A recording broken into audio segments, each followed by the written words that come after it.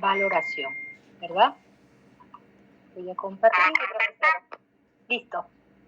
Entonces, me avisan si ven mi pantalla, por favor.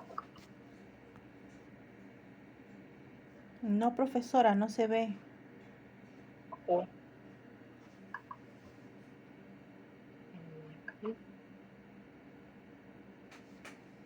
Listo. ¿Ahora sí? Ahora sí se ve, profe. Perfecto. Entonces, ya. A ver. Empezamos ayer aquí, vimos valoración, definición de criterios de valoración, la autorización, el tema de responsabilidades y decisiones. En el tema de la valoración, ayer estuvimos recordando con vuestros compañeros que en el tema del modelo peruano, nuestra legislación establece que hay un comité de evaluación de documentos, ¿cierto? Eso es muy importante. Y este comité pues es el que promueve la aprobación del programa de control de documentos archivísticos. Y en el programa de control de documentos archivísticos hay una ficha técnica. En esta ficha técnica, las series son valoradas si son de naturaleza permanente, de naturaleza temporal, etc. ¿No? Eso para ponerles el contexto a lo que pasa en nuestra realidad. Ahora, aquí el modelo RTA, como es un modelo interamericano, es más genérico, ¿no?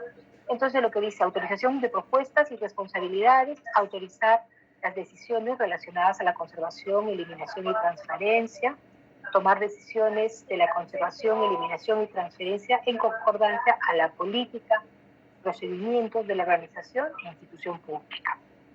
Acá yo completaría lo que dijo su compañero ayer, ¿no? Las decisiones, usualmente las decisiones de conservar son más precautorias que las de eliminar, porque recuerden, cuando ustedes deciden un periodo, estoy hablando de los documentos de valor temporal, ¿no? Ese periodo que decidan ya se decidió, ¿no? En cambio, a veces cuando nosotros ponemos un periodo para conservar más alto, a veces cuando se actualizan los instrumentos, eso todavía puede ser materia de evaluación en cada actualización, ¿no? Pero en todo caso, cuando uno valora la serie, para el tema de valoración, la valoración no es un tema que se haga en forma aislada por el archivero, o que lo haga el dueño del proceso, o que lo haga el comité. Es un proceso, y la guía en Perú es un proceso en el que, digamos que la batuta la va a tomar el dueño del proceso, va a proponer, ¿no? Porque él es el dueño del proceso, conoce sus series, conoce su reglamentación, entonces él propone y esa propuesta es evaluada y aquí recibe la asistencia del archivo central, eso es evaluado, revisado, y esa propuesta es puesta en conocimiento del Comité de Evaluación de Documentos.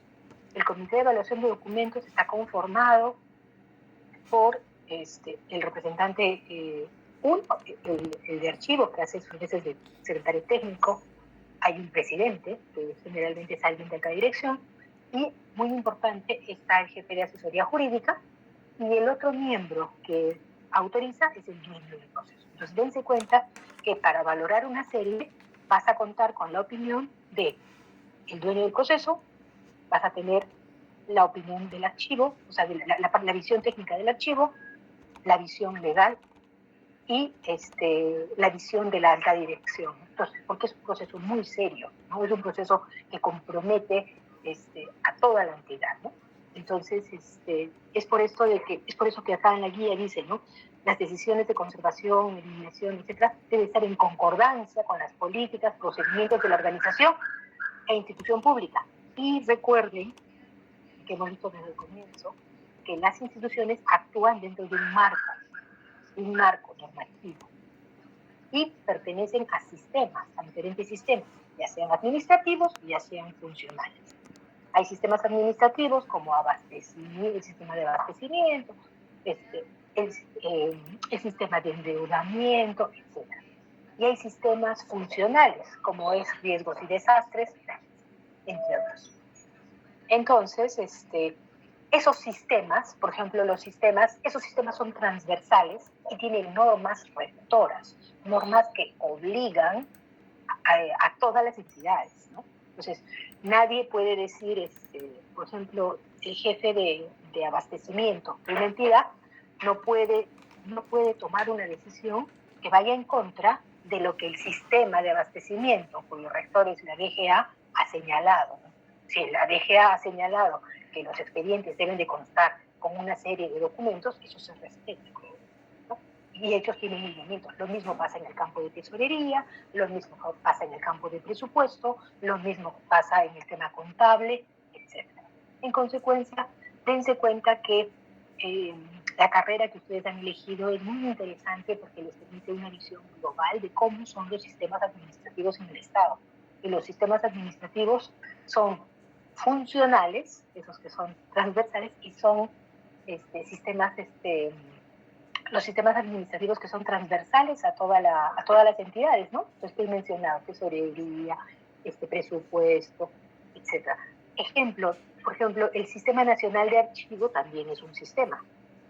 Entonces, que, por ejemplo, alguien de tesorería quiera tomar una decisión contraria a lo que el rector de tesorería está en el Ministerio de Economía, ¿no? La dirección de tesoro, ahí tenemos el rector. Los de tesorería, en su actuación, tienen que cumplir lo que dice el rector. No cumplir lo que dice el rector equivaldría a que la gente de archivos haga algo incumpliendo las normas de la que dicta el AGN, que es el rector del sistema. ¿Me comprende?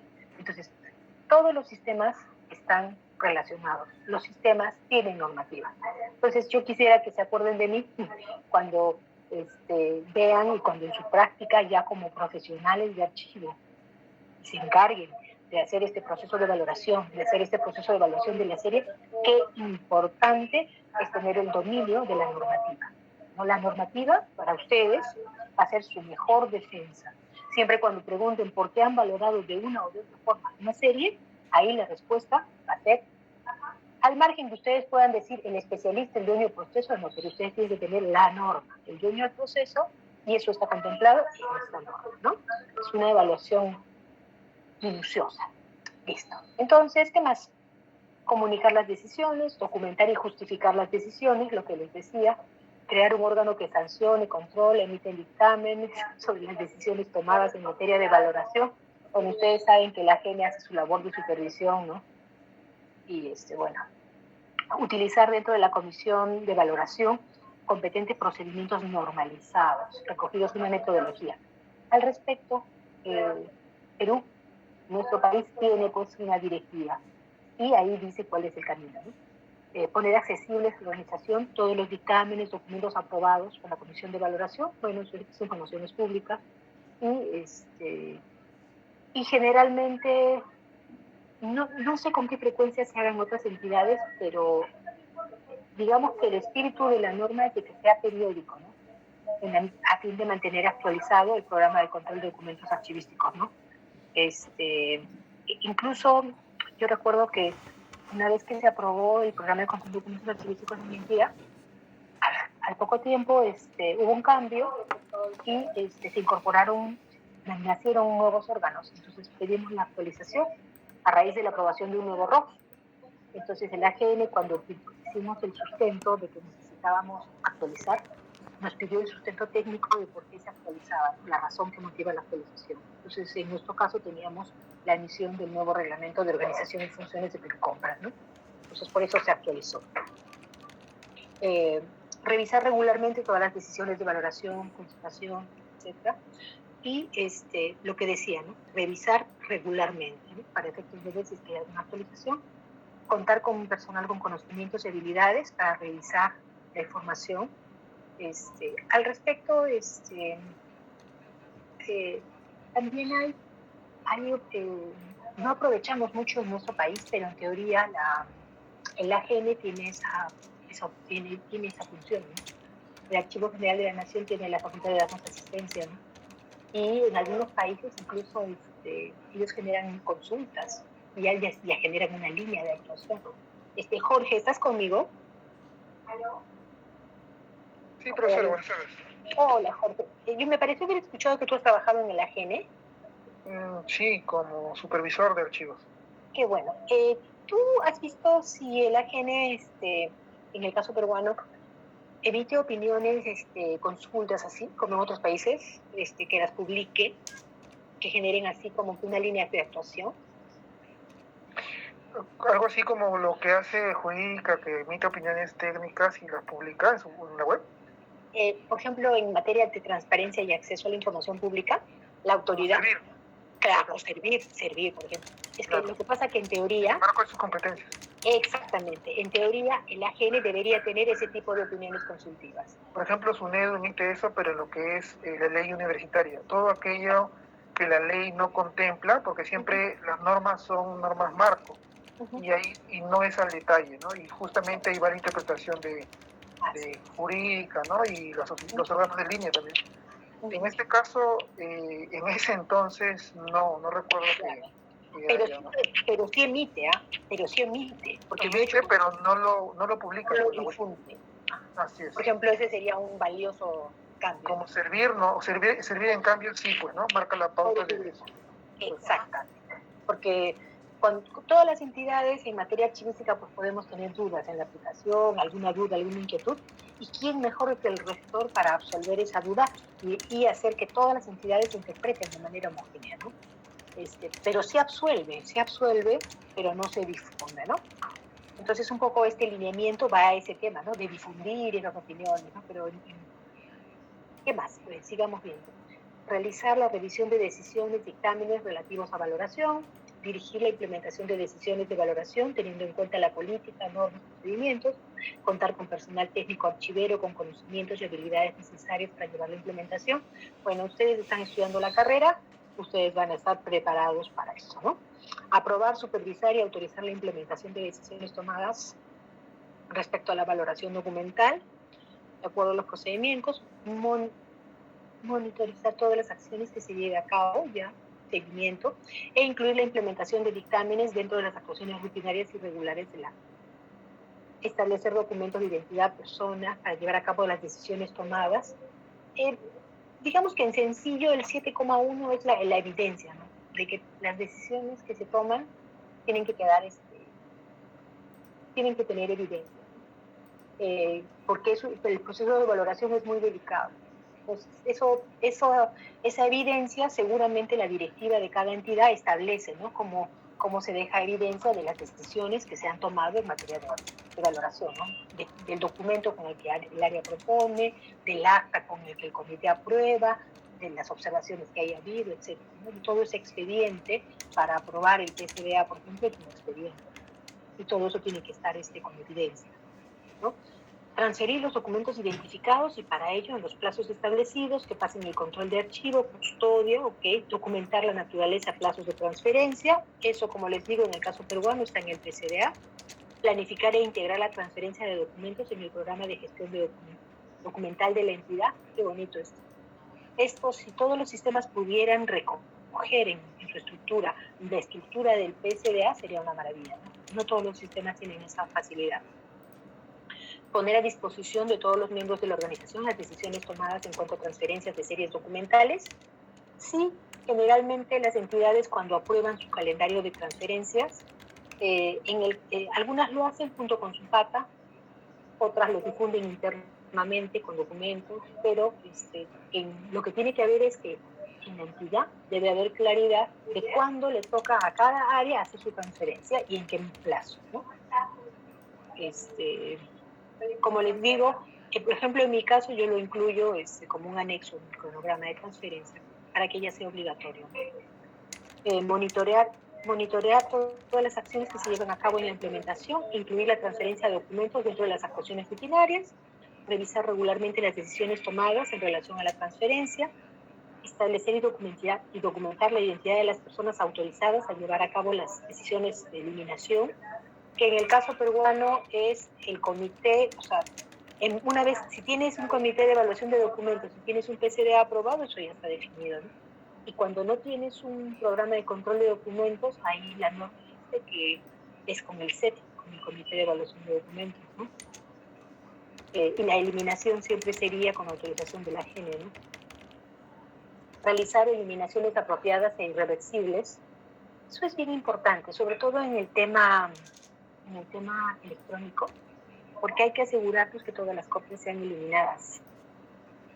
Y por eso es que a veces el control de las copias en materia electrónica es complicado, ¿no? Entonces, el país todavía, como todos, no todos, la mayoría de entidades, digamos, estamos recién entrando al mundo de gestión digital. Hay algunas que ya están gestionando, por ejemplo, RENIE gestiona en digital hace varios años. Habría que preguntarle a ellos cómo han hecho para eliminar, ¿no?, aquellos documentos que ya no son de valor, cómo han hecho para eliminar sus copias, ¿no? Esa sería una buena pregunta. ¿Cómo se han asegurado de eliminar todo?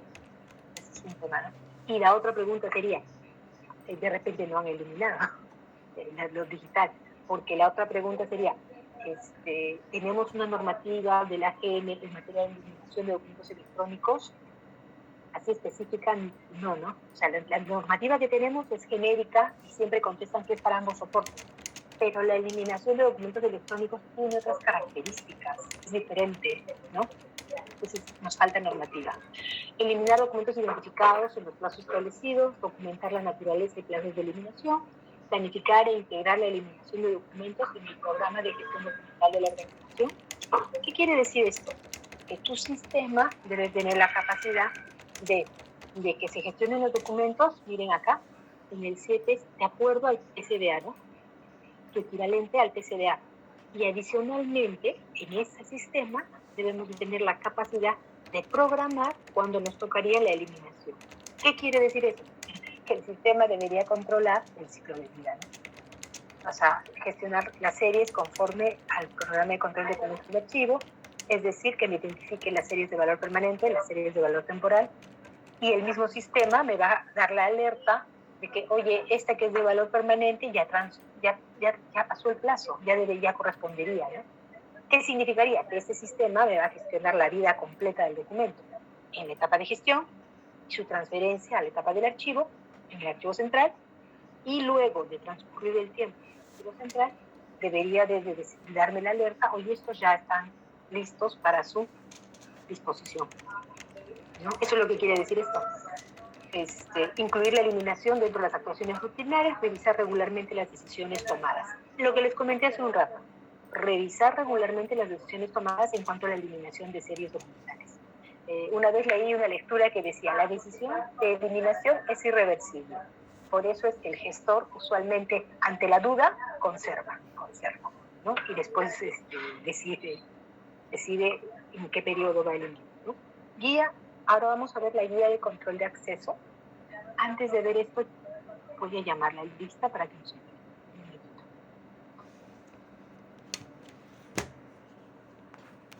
De lo que hemos avanzado, ¿tienen alguna duda mientras voy llamando la lista? Me parece interesante, profesora, la unificación de los de sistemas informáticos para determinar pues el documento y efectivamente mediante una alarma o no un anuncio qué documento ya están para eliminarse, ¿no? O transferirse al archivo, ¿no?, histórico, ¿no? Sí, qué bueno que lo diga. Claro, eso es lo que hace un verdadero gestor de documentos, ¿no? Controla todo el ciclo, señor Beldi. Sí, profesora, por eso, profesora, es importante tener esta documentación, como usted dice, ¿no? Usted lo que son más expertos que yo en ese aspecto, tengo un poquito de experiencia nomás. Entonces, todo tiene que tener mapeado y tiene que estar en un sistema que cruce la información a fin de que termine, pues, a fin de año nomás, el día 28, ¿no?, de cada año, qué documentos ya están pasando, 28 de diciembre, claro, hasta 29, 30, qué documentos están pasando para transferencia o eliminación para el siguiente periodo, ¿no?, en el archivo central. Y también qué documentos deben ser ya, pues, por fecha, ¿no?, por fecha, los archivos de gestión deben ser transferidos al archivo central. Téngase en cuenta, profesora, que en la mayoría de archivos, usted sabe más que yo eso también, en los archivos centrales, el archivo general de la nación, no hay espacio, ¿no?, por múltiples motivos presupuestarios, profesora. Gracias por su aporte, señor Beldi. Efectivamente, imagínense, ahorita tenemos una crisis en la gestión de documentos en papel y el AGN no tiene capacidad para recibir documentos. Entonces, imagínense, yo he escrito sobre ese tema, lo que en mi opinión es que nosotros necesitamos tener una estructura definida porque en lo que pasa en el papel, en la parte de sistemas es similar. Nosotros tenemos en la parte de documentos electrónicos, vamos a tener documentos electrónicos de valor temporal y de valor permanente. Los de valor temporal no hay problema, pero los que vamos a necesitar preservar a largo plazo, si bien los vamos a preservar a largo plazo, de esa preservación digital a largo plazo, tendría que ir a un gran repositorio, ¿no? A un gran repositorio en donde vamos a tener documentos digitales de valor histórico. Ahora, para los que son archiveros y para los que no lo son, escuchen con atención, tenemos esa estructura de metadata que nos haga que todos conversemos, porque en materia documental tenemos que conversar. Eso les he enseñado el primer día de clases. Para que yo pueda identificar los documentos, seguir su ciclo de vida, conservarlos a largo plazo, los metadatos son importantes. Pero como país necesitamos tener que toda nuestra estructura de metadatos tiene que ser uniforme. ¿Por qué? Porque en algún momento estos documentos de valor permanente electrónicos van a ir a algún repositorio y van a tener que compensar. Entonces esa labor se tiene que hacer. Es decir, nuestro AGN tiene que entrar al proceso de transformación digital. Porque de lo contrario, vamos a quedar cojitos, ¿no? Vamos a quedar cojitos en el proceso. A ver, chicos, Marvin Aguirre. Marvin. Profesora, presente, buenas noches. Buenas noches. Patrick Agurto. Presente, profesora. Buenas noches. Buenas noches. Michelle Ancheria. Presente, profesora. Buenas noches. Buenas noches. Melissa Ángeles. Presente, profesora. Buenas tardes. Buenas tardes. Stuart Aparicio. Buenas noches, profesora. Presente. Buenas noches. Víctor Atúncar. Buenas noches, profesora. Presente. Buenas noches. Víctor Beldi. Profesora, un honor. Buenas noches, señor Beldi. Buenas noches. Carol, buen día. Presente, profesora. Buenas noches. Buenas noches. Manuel Calderón. Presente, profesora. Buenas noches. Buenas noches. Roberto Calla. Presente, profesora. Buenas noches. Buenas noches. César Campos. Buenas noches, profesora. Presente. ¿Cómo está, César? Pedro Capistano. Presente, profesora. Buenas noches. Buenas noches, Pedro. Miguel Córdoba. Buenas noches, profesora. Presente. Buenas noches. Nelly Espino. Buenas noches, profesora. Presente. ¿Cómo estás, Nelly? Buenas noches. Vilca Rocío Vil Gutiérrez. Buenas noches, profesora. Presente. ¿Cómo estás? John Guamaní. Profesora, ¿qué tal? El compañero John Guamaní está en línea, está conectado, pero no puedo habilitar su audio porque está viajando. Gracias. Listo, gracias. Gladys Lescano. Buenas noches, profesora. Presente. Buenas noches. Yael Mirano. Presente, profesora. Buenas noches. Buenas noches. Juan Manuel Obando. Buenas noches, profesora. Presente. Buenas Profesora, noches. buenas noches. A mí no me ha llamado, disculpe. Muñoz. Perdóname. Catherine Muñoz. Presente. Gracias. Jonathan Pajuelo. Jonathan. Nati, ¿está Jonathan? No, profesora. Oh, Dios mío, Jonathan no se encuentra conectado. Ya, ok. Gerson Parodi. Presente, profesora. Buenas noches. Buenas noches. Pascual Ramos. Profesora, buenas noches. Ana Paredes. Presente. Anita Paredes, ya te registré. Sí. Gracias. Muchas gracias, profesora. Lisbeth Ramos. ¿Levantó la mano Lisbeth? ¿Nati? Sí, profesora. Está levantando la mano. Profesora, Gracias. levanta la mano. Jorge Sarmiento. Presente, profesora. Buenas noches. Buenas noches. Luis Simón. Profesora, buenas noches. Disculpe, ayer no pude levantar mi mano, nada, porque se me fue el internet, profesor. Ya, no te preocupes. Si es que tienes algún problema, por favor, mándalo a la escuela y ellos con el debido sustento, ellos pueden modificar mi asistencia. Ya, profesora, gracias. Listo. Kiara Tirado. Buenas noches, profesora. Presente. Hola, Kiara, buenas noches. Miguel Omar Velázquez. Buenas noches, profesora. Presente. Buenas noches. Ya como me abandonó, Alan Zavala. Profesora, buenas noches, presente. Buenas noches. Carol Sea, ya la escuché. Roxana Zuni. Buenas noches, profesora. Hola, buenas noches. Listo, chicos, ya registré su asistencia.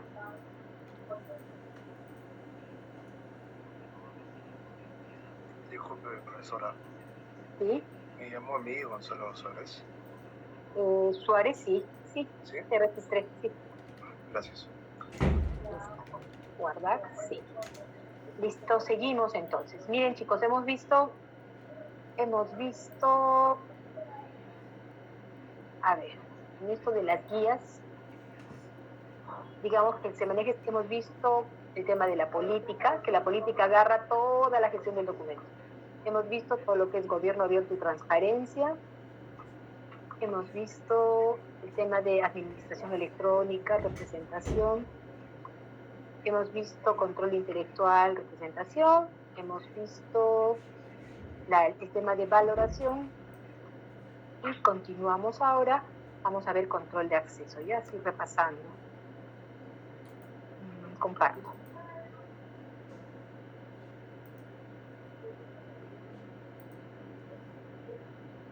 Listo.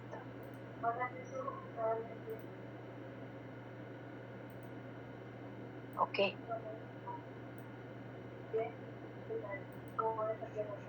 Listo. Ok. Entonces, a ver, en la guía de control de acceso, lo que señala la red de transparencia es que, nuevamente, la norma, recopilar toda la parte del fundamento legal, ¿ya? Y acá, cuando hablamos de acceso, toma mucha importancia el tema de seguridad de la información y acceso a los documentos. Acá yo incluso aumentaría el tema de datos personales, ya tengan cuidado. Todo lo que es seguridad de la información está vinculado a los pilares de integridad, confidencialidad, disponibilidad, ¿no? Entonces, cuando una entidad trabaja en un entorno seguro, tiene que controlar esos tres pilares y cuidar de que no se filtre información, ¿no? Y ahí está el tema de la información confidencial, de los datos personales. Entonces, por eso es que este tema de la seguridad en un entorno digital es muy importante. Recuerden que hace poco han atacado las bases de datos de las entidades del Estado y ha habido algunas filtraciones, ¿no? Seguramente algunos han escuchado las noticias. Es peligroso. ¿Ya? Entonces, ese tema. Mucho ojo en la normativa y en las normativas vinculadas a seguridad de la información. Segundo tema, definir las características de la información a proteger, ¿no? Los plazos, por cuánto tiempo, eso está asociado a la serie, por ejemplo. Pero al definir las categorías, ¿se acuerdan que en acceso a la información vimos que había información que era restringida y había información que era pública? Eso, cuando nos enfrentamos a información restringida, reservada, secreta, todo lo que sea confidencial es más valioso, ¿no? En consecuencia, codiciado. Por eso hay que tener más control, más cuidado, ¿no? Identificar los requisitos de seguridad de información que afectan a la organización, clasificar por niveles, ¿no? Nuevamente, ¿dónde está la clasificación de la seguridad de la información? En el tema de la ley de transparencia y acceso hay que clasificar la información.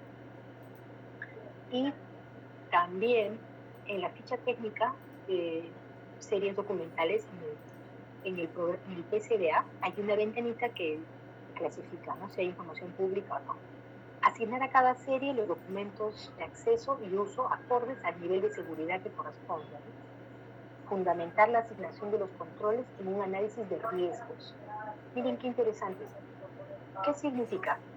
De que, en principio, la regla es de que no es que yo doy acceso a todo. La regla es al revés, ¿no? Los controles en el acceso son al revés.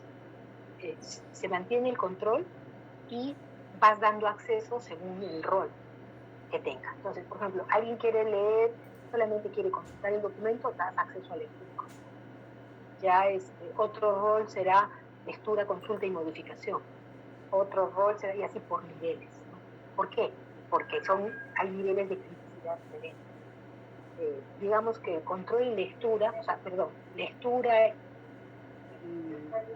la lectura del documento pueden tener acceso a muchas personas porque no va a pasar, pero la modificación, emitir documentos, eso tiene que ser más restringido al dueño de ese proceso, porque el dueño del proceso no va a permitir que cualquiera tenga acceso a su proceso para modificar temas de su proceso, que es su responsabilidad, ¿no? Entonces, en principio, el control es cerrado, es acotado a quien es dueño, el que es dueño del proceso, y va a haber niveles de autorización, ¿no? Dependiendo de la dinámica que tenga cada entidad, ¿no? Entonces, eso también tiene mucho que ver con los roles. Y eso se asigna, en el mundo electrónico se asigna en los sistemas, ¿no? Entonces te dicen, a ver, tú tienes como usuario. Como ejemplo, algo que yo les comento. El acceso de mesa de partes solo lo tienen las personas de mesa de partes, nada más. Ni yo soy como registro. Eso que yo soy la jefa, no es que yo pueda registrar. O sea, el rol de registro lo tienen ellos. Claro que yo puedo verlo. Estoy constantemente, puedo ver lo que está haciendo, pero los que registran son ellos tienen su perfil de registro de mesa de partes. El rol de despacho externo está en otras personas. Pregunta, ¿el de mesa de partes puede tener acceso a lo que hace el de despacho externo? No.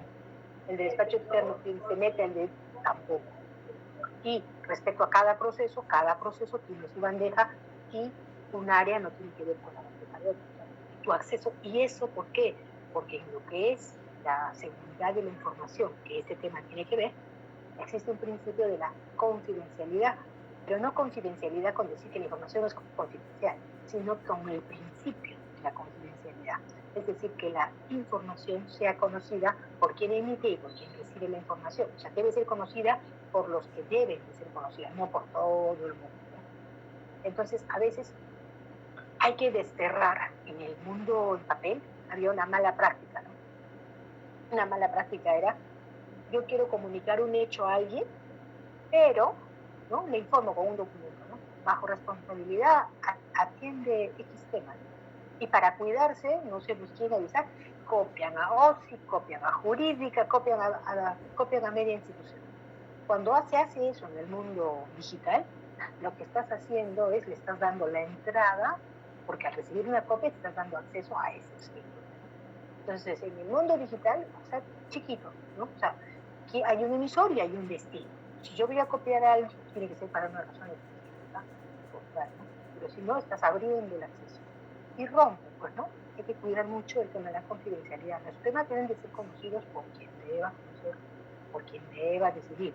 Esas famosas copias para por si acaso, para que eso no. Además que los flujos hay que cuidar. En el mundo electrónico hay que cuidar que los flujos sean chiquitos, acotados, o sea, que sean efectivos, ¿no? Si uno no define los flujos con esa simplicidad, el desorden del papel se traslada al mundo electrónico, ¿no? Bien, entonces acá lo que te dice es características, ¿no?, de la protección de acuerdo a su nivel de criticidad, plazos, identificar requisitos de seguridad por niveles, identificar categorías de qué tipo de información para proteger. Ejemplo, datos personales. Ahí les doy una. O información secreta confidencial reservada que norma la ley de acceso. Asignar a cada serie los controles de acceso acordes al nivel de seguridad, ¿no? Entonces, fundamentar la asignación con un análisis de riesgos. Entonces, nuevamente, la información sensible, la información restringida es más riesgosa, necesita más información. Establecer reglas de control de acceso para cada serie. Miren, es por eso que la ficha del PCDA tiene su marquita, ¿no? Pero como les comenté en transparencia y acceso a la información pública, no todas las series, o sea, no toda la serie es reservada, ¿no? Hay que tener cuidado eso. Dentro de la serie pueden haber documentos reservados, ¿ya? ¿Qué más? Aprobar la tabla de acceso y seguridad, definir y asignar metadatos de seguridad apropiados en cada clase de documentos. Es que si yo lo he identificado, si yo ya lo he clasificado, a esos documentos que tienen un nivel de seguridad diferente, yo debería definir esas etiquetas, cómo se marcan a través de metadatos. De tal manera que cuando yo consulte documentos reservados de tal área, me va a salir qué tipo de series, qué tipo de documentos son. Eso es esa es la buena práctica que nos comparte, ¿no? Esta guía. Proponer en forma proactiva la información y los servicios necesarios para el mayor número de personas puedan tener derecho a acceso a la información pública, informar y asesorar a usuarios sobre las solicitudes de acceso, localizar los documentos para la respuesta. En el mundo digital es muy rápido. Revisar la accesibilidad legal de los documentos. Accesibilidad legal, en otras palabras, ¿es un documento público o tiene alguna restricción? Y ya les enseñé que el documento es una excepción, tiene una excepción, no se entrega. Si el documento parcialmente tiene información restringida, esa parte no se entrega, se escapa y se entrega a la parte pública. Facilitar la entrega de documentos en forma que fueron solicitados y documentar adecuadamente los trámites para resolver una solicitud de acceso. ¿No?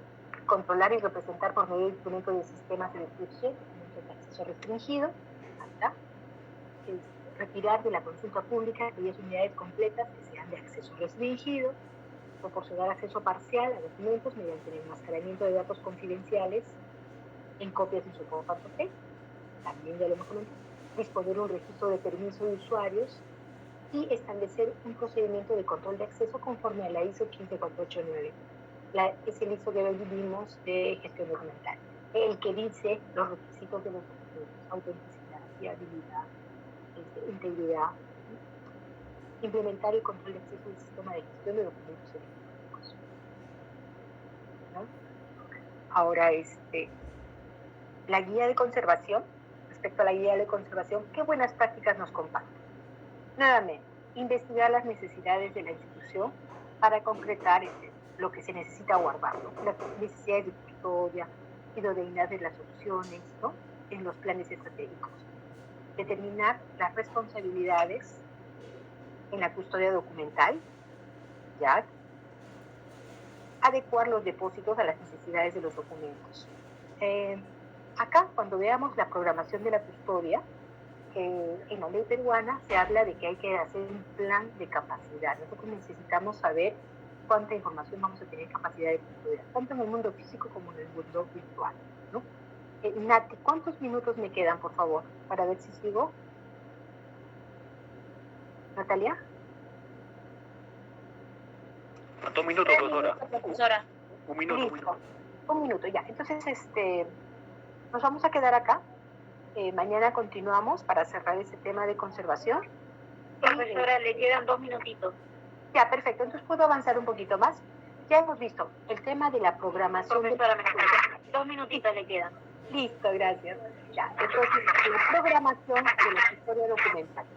Nuevamente, en resumen les puedo decir que esta programación de la custodia es válida tanto para el mundo físico como para el mundo digital. En el mundo físico, cuántos metros tengo, cuánto espacio para conservar documentos tengo, cuánto ya está ocupado. Yo tengo que hacer un plan para asegurar esa capacidad de almacenamiento en el físico. Pero cuando yo tengo documentos digitales, también yo tengo que saber en qué servidor los estoy guardando. Los guardo en un servidor, los guardo en nube y tengo que definir un plan de capacidad. Entonces, cuando hablamos en materia digital, el repositorio digital debe de contar con un plan de capacidad, que es esa proyección de más o menos cuánto voy a usar.